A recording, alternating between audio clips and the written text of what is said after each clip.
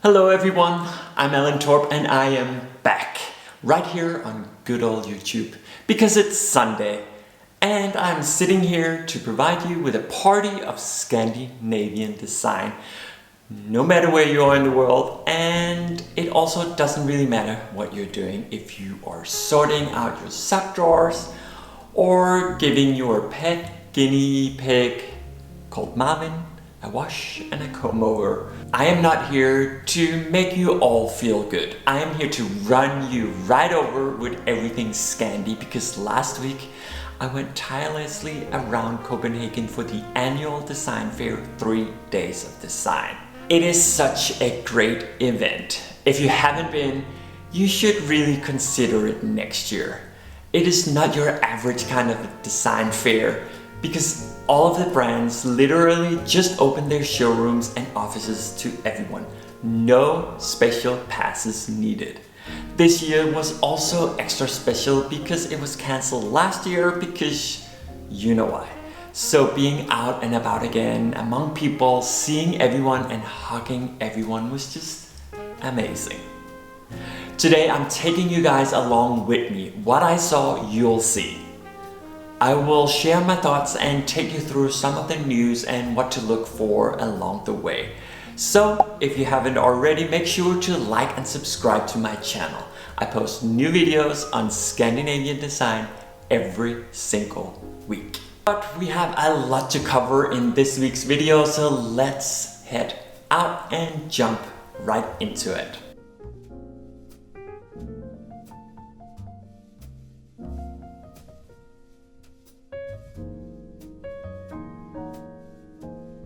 As usual, menu always kicks everything off a little bit early. Although this event was invite only, the wonderful and beautiful the Audo was open for the public after the event.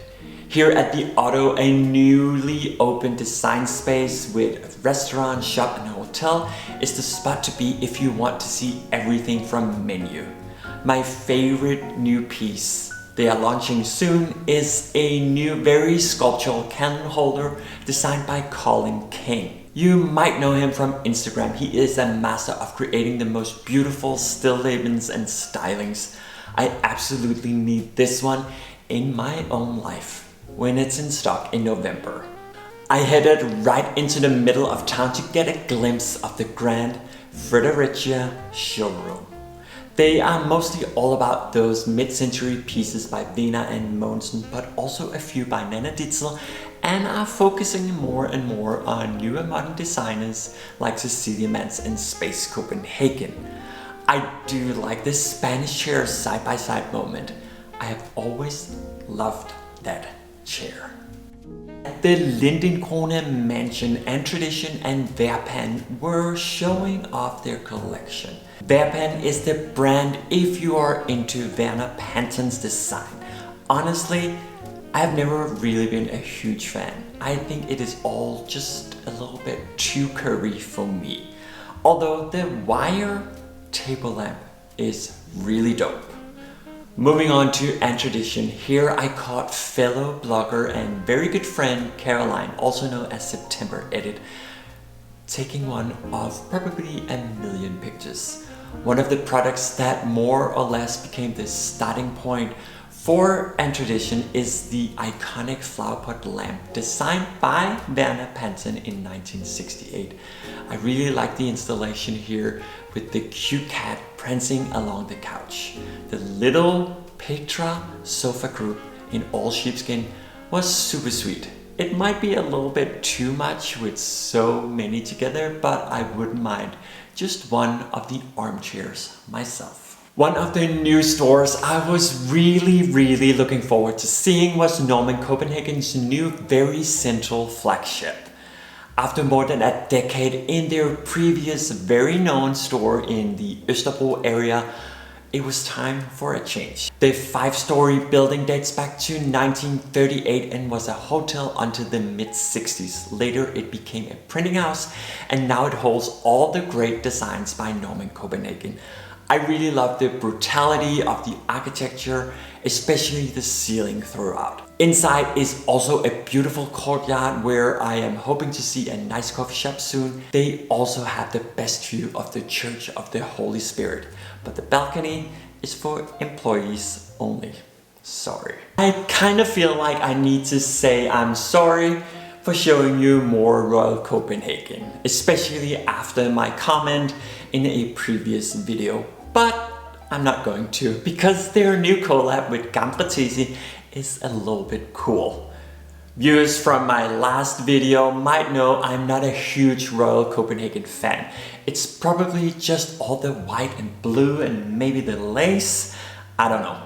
And although the new collab is still all that, I don't hate it. Sustainability has been a topic in the interior industry for years now, and while we do see more and more brands making it a priority, I don't think they all have learned too much or spent their lockdown time throughout COVID very wisely. I was kind of expecting more. Just making products partly from reused plastic bottles really doesn't cut it anymore. At Design Museum Denmark, they were exhibiting a large group of big and small brands. These concrete terrazzo style tables caught my eye, along with these plates of old carpets from cruise ships, hard pressed together, which can be used for literally anything. One brand to highlight when talking sustainability is of course Takt.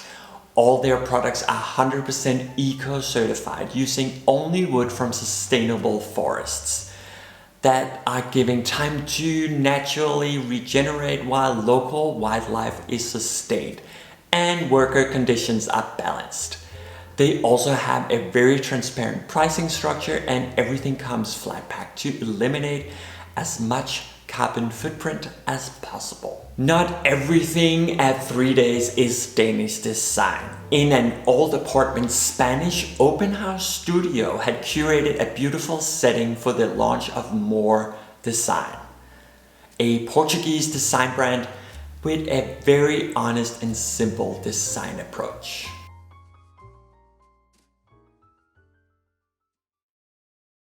You made it through 3 days of design with me. I know this is just a fraction of all the brands showing during 3 days. I did like most of what I saw, but I also have to say I did lack a little bit of excitement. It was of course super nice to be out and about, to be around fellow design lovers, chatting to people, but again it felt like no one had learned much from more than a year of COVID restriction. It sort of felt like all brands just picked up from where they left everything in March 2020. It felt like many brands had just dug out and dusted the products they had planned to launch last year but didn't. Sure, it was all beautiful, but not many things stood out in the crowd. Playing it safe seems to be the theme at the moment.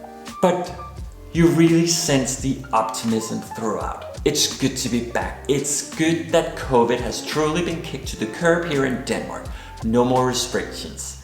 Now we just need brands to push the limit a little bit more again, and not just make more of the same or making it into a big thing that they launched a chair in a new color.